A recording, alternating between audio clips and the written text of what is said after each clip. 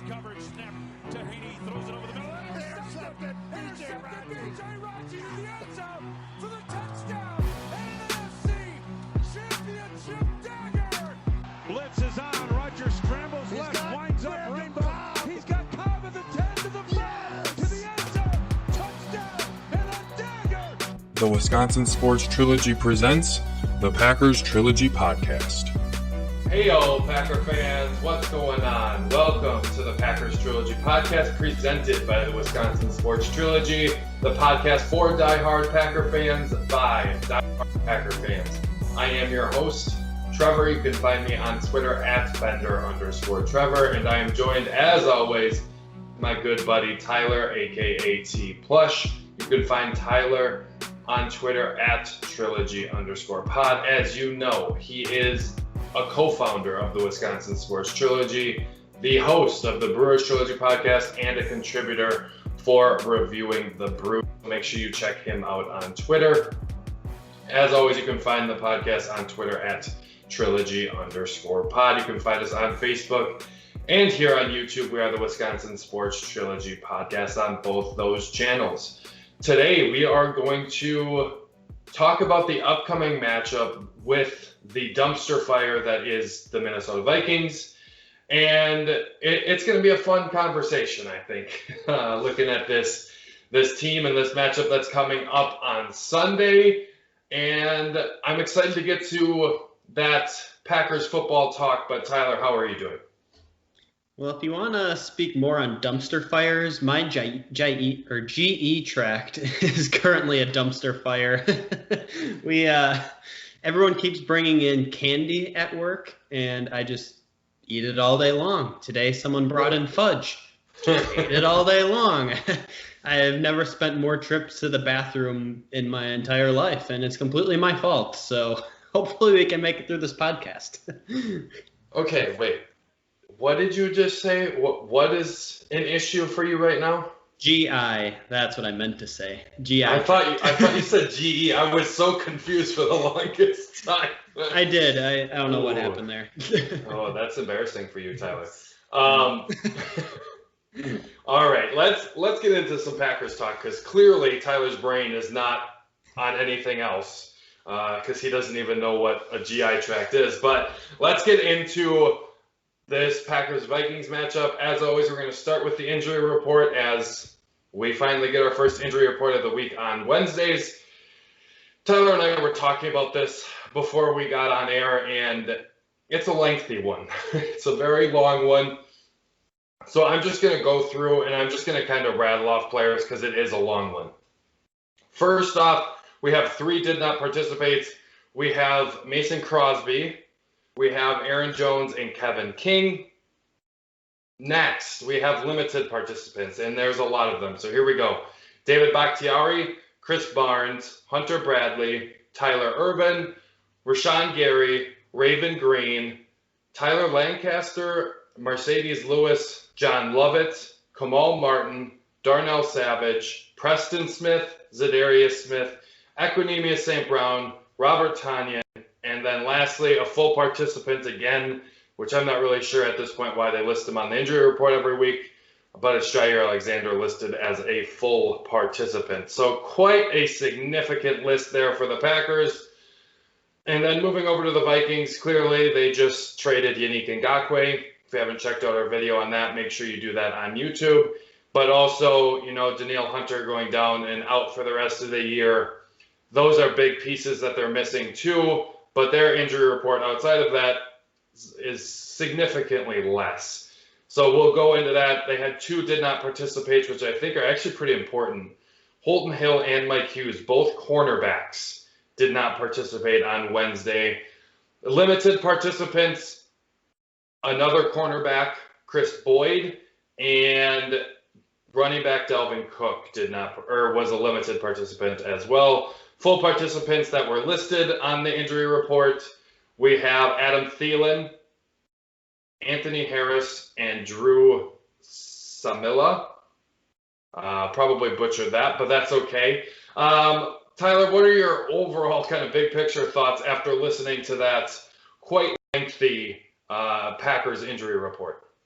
Well, it's the most lengthy one of the year. 19 players were on it and all, and Matt LaFleur had to change today's practice to a walkthrough, if that tells you anything. So even he knows, and it just kind of makes me take a step back here. I remember when the Titans were not playing, they had to like shift their bye week around or whatever, and then like their first game back, I think they played on that Tuesday or whatever, they just like completely wrecked whoever they played. And I remember seeing a tweet from David Bakhtiari, and it says, when you give more players rest, they go out and perform really well. So maybe Matt LaFleur might need to take notice of that, because we know he's a really hard-nosed guy and he wants players to earn it, and it's competition.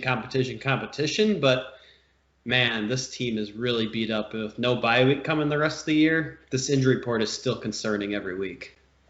Yeah, I would agree to a point. I do think Matt LaFleur, yes, he does have guys compete for jobs, and there's always that competition. But in general, like if you compare him to Mike McCarthy and how he ran practices, training camps, all that kind of stuff, to a man, they say generally, Matt LaFleur has less time at practice, that they're actually on the field. Maybe it's a little bit more studying playbooks in the classroom type work, but especially in training camp, that number is down. They're not out there as long, those types of things. So he does want competition from his players, but I do think he does a good job of giving them rest when they need it. And clearly they need it right now. So hopefully this team can come out of this Vikings game a little bit healthier.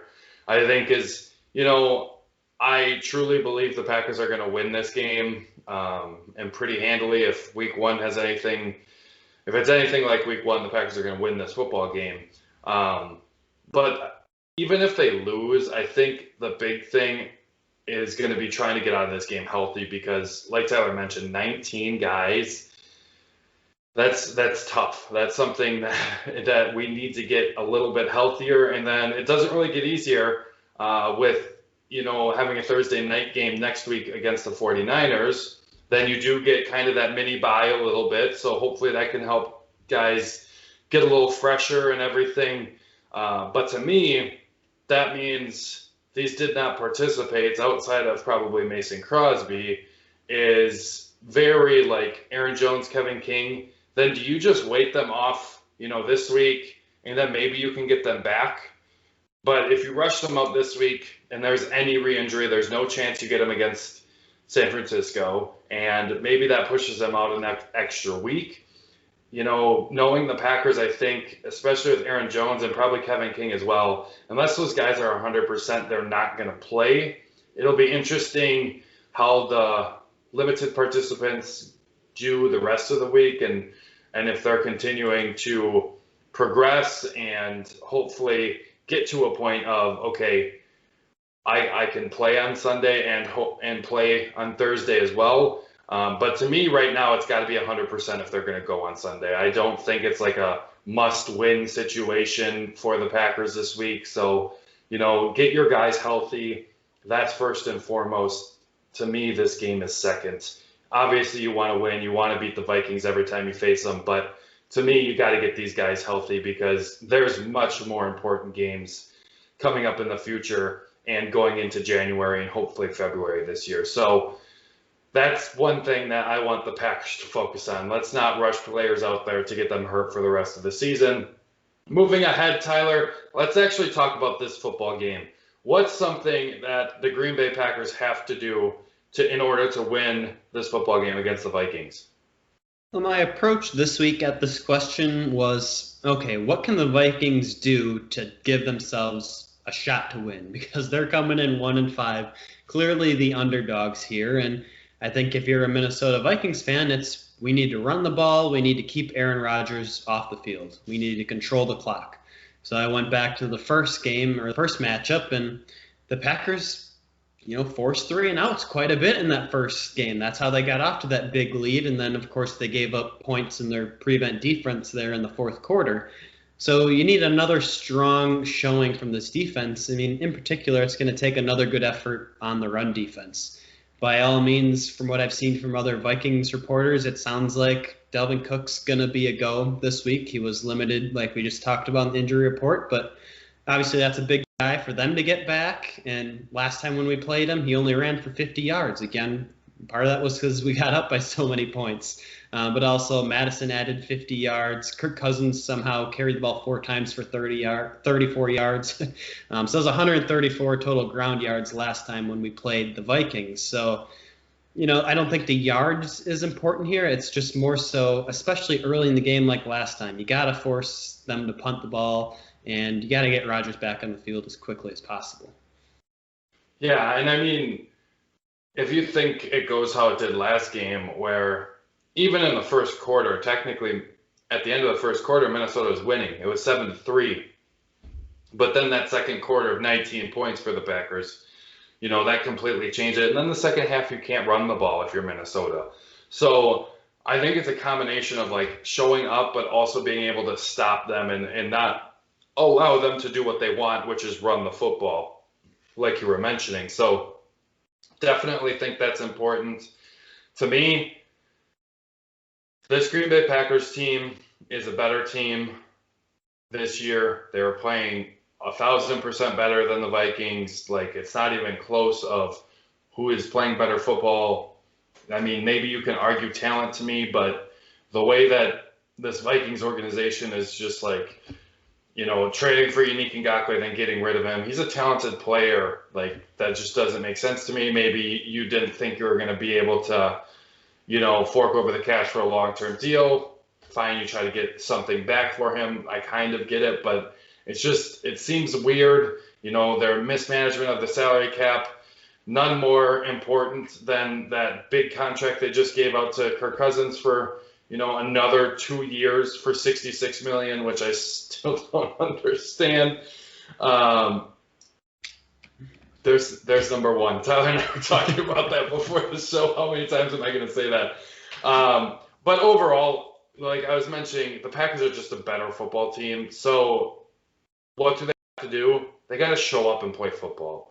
They can't do what they did in Tampa Bay. They just have to show up and play their game. If they do that, I think they're going to win this game pretty handily, because right now, Kirk Cousins looks terrible. He's just like, he was like Brett Favre in his last year in Minnesota when he lost it and all he did was throw interceptions. That's what Kirk Cousins is doing this year. It is not pretty. I think he has like 10 interceptions or something already this year. Like, it is pretty terrible for Kirk Cousins right now. So that's definitely, they're really not a team that scares me all that much. They're not a team that can get to the quarterback. Hunter Ngakoue, not there. They don't have much other pass rushers. Yeah, their linebackers, their interior linebackers are good. Safeties are good, but their corners are bad, and their corners are injured. So how are you going to stop this Packers team is my big question. And to me, the answer is they're not going to. So as long as the Packers aren't shooting themselves in the foot, I think this should be a win for the Green Bay Packers. Let's move ahead, Tyler. It looks like you got a matchup for me. What is your matchup of the week? I do have a matchup, and it is 10 interceptions exactly for Kirk Cousins, which is worst in the league. I just looked it up. So and not everyone has had a bye yet so far, too. So that is also true. But anyway, my matchup, somewhat related to Kirk Cousins, I guess. But I really want to focus on Josh Jackson versus whoever he's guarding this week. He's obviously been filling in for Kevin King with his injury here, and the results have been pretty mixed. He's made some good tackles for loss in the backfield, then he's also made some stupid mistakes, given up some completions, just inconsistent. So this week, LaFleur has already hinted at that he's going to have a tough matchup. So, that's going to compose, I would assume, mainly of Adam Thielen and Justin Jefferson. Obviously, we think that Jair Alexander will probably cover Thielen for the most part. I look back at some of the stats from Alexander earlier this year. He shadowed Mike Evans on like 79% of the plays in Tampa Bay. Will Fuller last week was 68%. So I would imagine that Alexander is going to be on Thielen for the most part. But Justin Jefferson has come a long way since we last played these guys in week 1. So it's going to be a tough matchup for Josh Jackson, and is really important for him. Like, he needs to make the most out of this playing time, especially in a contract year for Kevin King, and it'll have a lot of offseason implications. But going against, despite Jefferson being a rookie, like, he needs to prove it, and he needs to do something good this week, even with Kirk Cousins throwing the ball and that terrible contract that he has. So. There's two. Yeah, I completely understand where you're coming from. We did not see that Justin Jefferson at all in that first week. Looking back, he had 3 targets, 2 receptions for 26 yards. Pretty nondescript, nothing spectacular there from Jefferson in the first game. But I do get your point. And with Kevin King not participating again, that makes it not very unlikely, but I feel like at this point it's pretty questionable whether Kevin King's going to play. So to me, Josh Jackson does have to stand up. And I think there's been some inconsistencies, but I think overall he's actually played pretty well the last couple of weeks. People were giving him a hard time in that Tampa Bay game. I've watched that back, and I didn't think it was that egregious. He slipped on that touchdown that he gave up. I can't remember the receiver, but I mentioned it on the defensive pressure video, if you check that out on YouTube. It just seemed like something was wrong in the coverage. I don't know if someone was supposed to get to the flat or what, but there was 4 defenders basically covering 2 guys, and if you zoomed out just ever so slightly more, it was 6 defenders on 3 guys. So it was kind of weird, and then Josh Jackson was left on an island over there in the corner of the end zone. So that one, slip, you have to stay on your feet, right? But it's not something that I think is overly concerning there. Pass interference, you got to get your head around. It was also a bad throw. To me, the things that people are complaining about, I thought he's been doing pretty well. And the big thing is we're not getting a lot of defensive holdings from Josh Jackson, which I think is very important and potentially a very important step for him in his development, because that's been a big concern for his play. Is he's very handsy. He needs that to stay to receivers, and if he's sticking to receivers better, but he's not doing that, that's very important for his development and also this defense and this team overall. I'm going to move ahead to my stat portion again. As you guys know, I love the DVOA stats. I think it gives us a little bit more. We can always look at total points per game, total yards per game, whether that be defensively or offensively. We can always look at that. I think that's a good data point. I also think this is a good data point, and you can kind of compare and contrast these numbers and kind of really get a feel for how these teams are playing. But we'll look at the Vikings first. Offensively, per DVOA, they're ranked 21st in the league. Defensively, 15th. Special teams is 20th. That would leave them at 18 overall for their DVOA.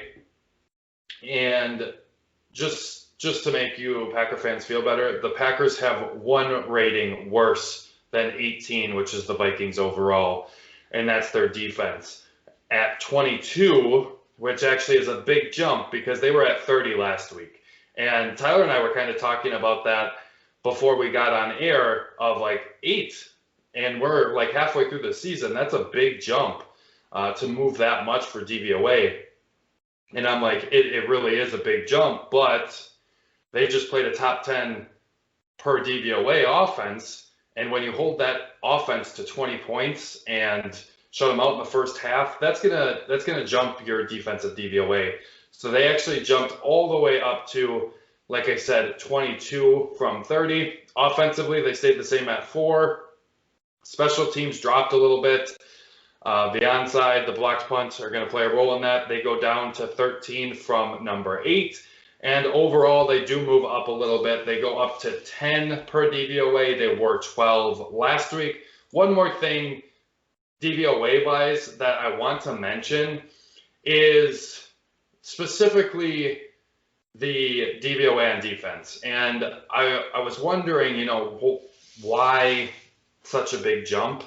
And, they were consistently, I can't remember exactly, but they've been consistently like 25 to 30 in the last like 2 weeks from pass DVOA and rush DVOA. Now you look this week, pass DVOA 20th, rush DVOA 22nd. And if you don't know DVOA and defensive DVOA specifically, the goal is to get their percentage, which then they rank negative. The lower, the better. And the Packers are actually below 0 in rush DVOA. So that's pretty good. Their pass DVOA is over 0, and it's at 13.6, which isn't great. That's why they're 20th. But if you look at it, only 11 teams in the league have a negative pass defensive value over average. So that is a pretty good sign, and one that when you mention, the run game for the Vikings of Dalvin Cook, Alexander Mattison, and even Kirk Cousins in that mix a little bit, is I think this rush defense has gotten a little better. I think low-key a big part of that, which I was not expecting this year at all. I was not expecting him to step up because we saw him for 3 years now, and he's never been able to step up, is Montravius Adams is stepping up and being not only like a, solid player type of thing, like he's past Dean Lowry in terms of that. Like he's a better player right now this year, the last 2-3 weeks, he's a better player than Dean Lowry is.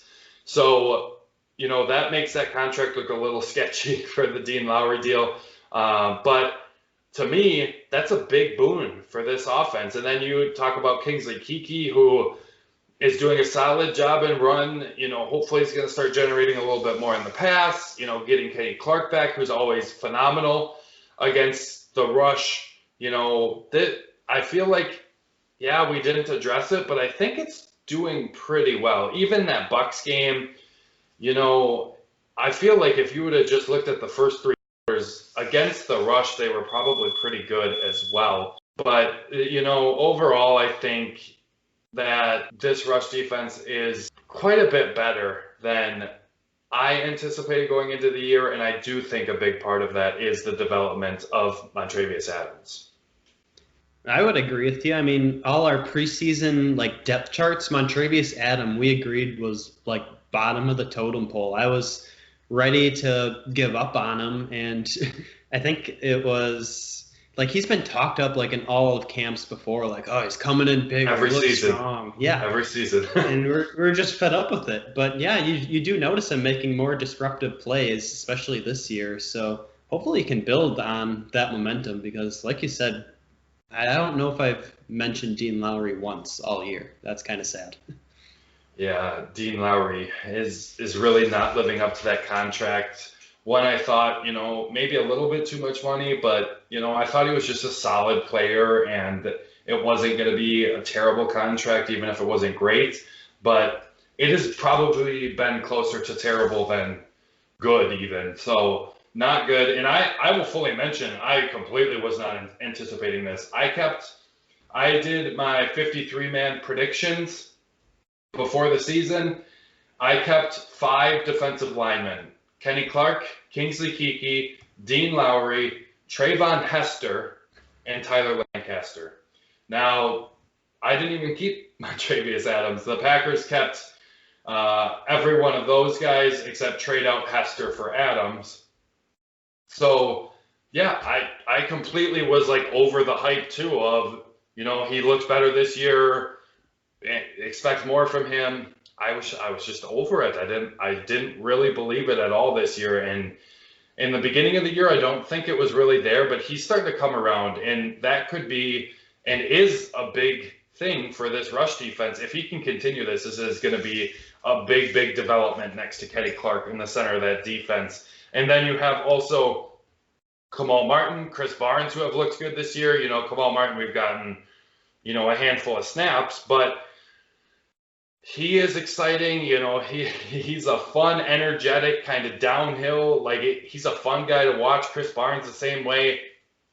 Christian Kirksey coming back from injury. Like, that middle of the defense could be kind of leveling out a little bit. And if that rush defense could just be, if it can stay around 20, and then, we get our pass rush back to or closer to what it was last year, like progression to the mean. If we get a little bit of that going, that pass offense or defense is going to get better. Jair has been absolutely incredible, and I don't think Tyler and I talk about that enough on this podcast, but he has been incredible, and if he gets some sort of pass rush, this defense can start looking like a top half the league unit. I don't know, if they get into the top 10 by the end of the year or anything like that, but they can really start looking like a good defense if they get a little bit more pass rush, and we continue to see this good development from your young guys in Martin and Barnes, as well as continued good play from Montravius Adams, Kingsley Keke, Kenny Clark, all of those guys. Tyler, do you have anything else on this game before we get to our predictions? Yeah, I guess the last thing I would just close your thoughts out there with is, you said you weren't sure if the pass rush could get into the top 10, but I think they have the guys to do it. Just got to see it. Yeah, we have to see it, right? Yeah, exactly right. And it felt like, I think it was one of the Smith brothers, Preston, I think, was off to like a little bit of a slow start last year throughout the first 5 games or so, and then just had a crazy good year from there on out. You got to catch lightning in a bottle here somewhere. The Vikings have a terrible offensive line, so maybe this is a game where they start to get some confidence and carry it forward the rest of the year. As for my game prediction, well, I'm not going to predict the Packers to lose this week, so you don't have to bash me for that. I'm going to go with a 31-21 Packers win. I know 10 points doesn't seem like that big of a blowout, but I don't think the Vikings are going to score much, and we'll give them one garbage time touchdown that gets it to 21 there. So, yeah, that's my prediction. Better than 24 garbage time points, right? Like it was in the first game. Before I give my prediction, I appreciate you bringing up Preston Smith, because I wanted to do that and I just completely spaced it. Preston Smith in that Texans game looked good. He didn't really get in the stat sheet all that much, didn't get any sacks or pressures, I don't think. But it seemed like he was affecting the pocket and affecting Deshaun Watson a little bit. And in the run game, it was, sometimes we question if we can set an edge. Well, Preston Smith, whatever side he was on, he was setting an edge. And none more important than, they're running an option in reading Preston Smith. He just sits there and makes the play on Deshaun Watson. He still has the pitch, and Preston Smith just plays it perfectly and gets him off the field and basically ices the game at that point. He didn't really think the Texans were going to come back anyways, but that pretty much put the game away in that situation.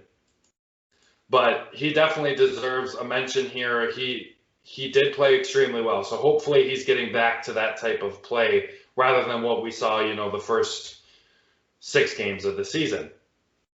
Moving ahead, let's get into my prediction, and that's going to be, I think it's going to be a little bit more of a blowout. I don't have any trust that this Minnesota Vikings team is going to be able to stop Aaron Rodgers in this offense. Davante Adams went off in week 1, 14 receptions, 156 yards, 2 touchdowns. He just came off a game where he had, 13 receptions for 196 yards and 2 touchdowns. I think it's going to be somewhere in the middle there. Maybe he adds a 3rd touchdown. I think he gets a 3rd today.